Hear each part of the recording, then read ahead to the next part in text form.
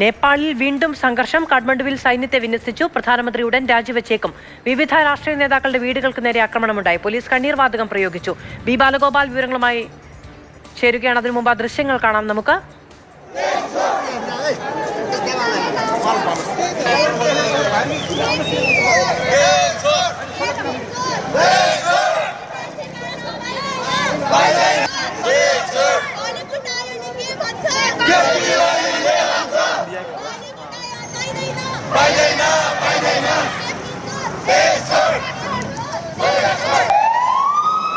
B Balagopal വിവരങ്ങളുമായി ചേരുകയാണ്. ബാലു, ഈ സമൂഹ മാധ്യമങ്ങൾക്ക് പ്രവർത്തനാനുമതി നൽകിയിട്ടും പ്രക്ഷോഭം തീരാത്തത് എന്തുകൊണ്ടാണ്? പ്രധാനമന്ത്രി രാജിവെക്കണമെന്ന നിർദ്ദേശത്തിൽ നിന്ന് പ്രക്ഷോഭകർ പിന്നോട്ടില്ലേ? മാധു, തുടർച്ചയായി രണ്ടാം ദിവസമാണ് നേപ്പാളിൽ ഇപ്പോൾ ഈ സംഘർഷം നടക്കുന്നത്. ഈ കാഠ്മണ്ഡുവിൽ അടക്കം വിവിധ പ്രദേശങ്ങളിൽ വ്യാപകമായ തോതിലുള്ള സംഘർഷം നടക്കുന്നുവെന്ന റിപ്പോർട്ടുകളാണ് അവിടെ നിന്ന് പുറത്തു വരുന്നത്. മാധു സൂചിപ്പിച്ചതുപോലെ തന്നെ കഴിഞ്ഞ ദിവസം ഈ മന്ത്രിസഭാ യോഗം അർദ്ധരാത്രി ചേർന്ന് ഈ സമൂഹ മാധ്യമങ്ങൾക്കും ഇന്റർനെറ്റിനും ഉൾപ്പെടെ ഏർപ്പെടുത്തിയിരുന്ന ഈ നിയന്ത്രണങ്ങൾ പലതും നീക്കം ചെയ്യുകയും ചെയ്തിരുന്നു. പക്ഷേ ഈ സർക്കാർ KP ശർമ്മ ഒലി സർക്കാർ അഴിമതിയിൽ മുങ്ങിക്കുളിച്ചിരിക്കുകയാണെന്നും അതുകൊണ്ട് തന്നെ സർക്കാരിൻ്റെ രാജിയിൽ കുറഞ്ഞ ഒന്നിലും തങ്ങൾ തൃപ്തിപ്പെടില്ല എന്നുമാണ് ഈ സമരം നടത്തുന്ന പ്രതിഷേധക്കാർ പറയുന്നത്.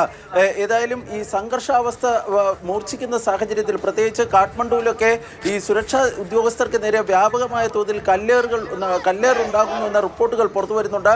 ഈ കല്ലെറിയുന്നവരെ പിരിച്ചുവിടുന്നതിനായി ടിയർ ഗ്യാസും മറ്റും പോലീസ് പ്രയോഗിക്കുകയും ചെയ്തിട്ടുണ്ട്. ഏതായാലും നിലവിൽ കാഠ്മണ്ഡു ഉൾപ്പെടെയുള്ള പല പ്രദേശങ്ങളിലും സൈന്യത്തെ വിന്യസിച്ചിരിക്കുന്നുവെന്നാണ് ലഭിക്കുന്ന വിവരം. ഇതിനിടയിൽ ഈ KP ശർമ്മ ഒലി മന്ത്രിസഭയിലെ ചില മന്ത്രിമാരുടെ വീടുകൾക്ക് നേരെ അക്രമ സംഭവങ്ങൾ ഉണ്ടായി എന്ന വാർത്തകളും പുറത്തു വരുന്നുണ്ട്.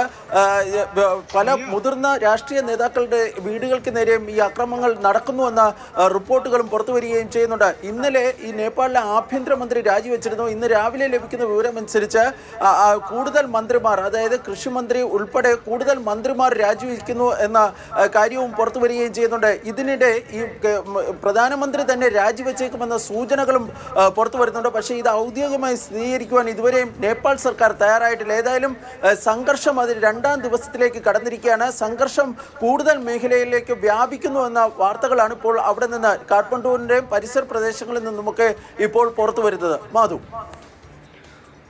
പക്ഷേ ഈ സമൂഹ മാധ്യമങ്ങളുമായി ബന്ധപ്പെട്ട വിലക്കാണല്ലോ ഇത്. ഈ പ്രക്ഷോഭങ്ങളുടെ എല്ലാം കാര്യം അത് പുനഃസ്ഥാപിച്ചിരിക്കുന്നു. ആ സമയത്ത് മുന്നോട്ട് വെക്കപ്പെട്ട മറ്റ് മുദ്രാവാക്യങ്ങളാണോ ഇപ്പോൾ ആഭ്യന്തരമന്ത്രി രാജിവെക്കുമ്പോഴാണെങ്കിലും പ്രക്ഷോഭം തടുക്കുമെന്നൊരു പ്രതീക്ഷ സർക്കാരിനുണ്ടായിരുന്നു?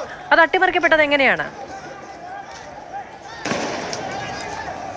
ഈ പ്രതിഷേധക്കാർ പ്രധാനമായും പറയുന്നത് ഈ KP ശർമ്മ ഒലി സർക്കാർ വ്യാപകമായ തോതിൽ അഴിമതിയിൽ മുങ്ങിക്കുളിച്ചിരിക്കുകയാണ്. ആ അഴിമതി പുറത്തു വരാതിരിക്കുന്നതിൻ്റെ ഭാഗമായിട്ടാണ് ഈ സമൂഹ മാധ്യമങ്ങൾക്കും മറ്റും നിയന്ത്രണം ഏർപ്പെടുത്തിയത്. പക്ഷേ ഈ പ്രതിഷേധത്തിൻ്റെ ആദ്യ ദിവസം തന്നെ ഉണ്ടായ ചർച്ചകളുടെ അടിസ്ഥാനത്തിൽ ഈ നിയന്ത്രണം നീക്കിയിട്ടുണ്ട്. പക്ഷേ എന്നിരുന്നാൽ കൂടിയും തങ്ങൾ ഉന്നയിച്ചിരുന്ന ഏറ്റവും പ്രധാനപ്പെട്ട കാര്യം ഈ സർക്കാർ അഴിമതിയിൽ മുങ്ങിക്കുളിച്ചിരിക്കുകയാണ്. ഈ നേപ്പാൾ തന്നെ വലിയ സാമ്പത്തിക പ്രതിസന്ധിയിലേക്ക് പോവുകയാണ്. തൊഴിലില്ലായ്മ അതിരൂക്ഷമാകുന്ന സാഹചര്യത്തിലേക്ക് ഉണ്ടാകുകയാണ് തുടങ്ങിയ അങ്ങനെ നിരവധി ആരോപണങ്ങളാണ് ഇപ്പോൾ ഈ പ്രതിഷേധക്കാർ മറ്റും മുന്നോട്ട് വയ്ക്കുന്നത്. അതുകൊണ്ട് തന്നെ സർക്കാരിൻ്റെ മാറ്റം, അതായത് പ്രധാനമന്ത്രി രാജിവെച്ച് അടങ്ങൂ എന്നുള്ള ഒരു ശക്തമായ നിലപാടിലാണ് ഇപ്പോൾ പ്രതിഷേധക്കാർ എത്തിച്ചേർന്നിരിക്കുന്നത്. അതിൻ്റെ ഭാഗമായിട്ടാണ് രണ്ടാം ദിവസവും ഇപ്പോൾ ഈ കാഠ്മണ്ഡുവിലെ തെരുവുകളിലൊക്കെ ഇപ്പോൾ ഈ പ്രതിഷേധം നടക്കുന്നത്. ആ പ്രതിഷേധത്തിലാണ് സുരക്ഷാ സൈനികർക്ക് നേരെ ഈ കല്ലേറും മറ്റും ഉണ്ടായിരിക്കുന്നത്. ഏതായാലും സ്ഥിതി കൈവിട്ടു പോകുന്ന ഒരു സാഹചര്യത്തിലേക്കാണ് കാര്യങ്ങൾ പോകുന്നത്. അതുകൊണ്ടാണ്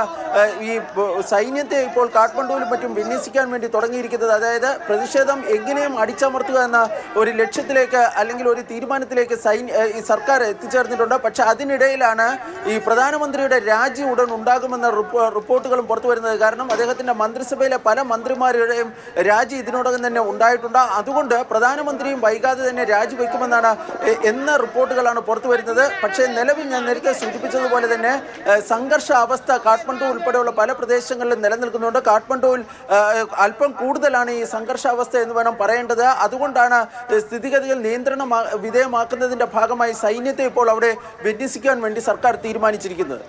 ശരി, ബി ബാലഗോപാലാണ് വിവരങ്ങൾ നൽകിക്കൊണ്ടിരിക്കുന്നത്. ഇതിപ്പോൾ അന്തർദേശീയ മാധ്യമങ്ങളും ദേശീയ മാധ്യമങ്ങളും ഒക്കെ പുറത്തുവിടുന്ന ദൃശ്യങ്ങളാണ് നമ്മൾ കാണുന്നത്. തെരുവിലേക്ക് വീണ്ടും കൂട്ടമായി പ്രക്ഷോഭകർ എത്തുകയാണ്. KP ശർമ്മ ഒലി സർക്കാർ രാജിവെച്ചാൽ മാത്രമേ പ്രക്ഷോഭത്തിൽ നിന്ന് പിന്നോട്ടുള്ളൂ എന്നുള്ളതാണ് പ്രക്ഷോഭകരുടെ നിലപാട്.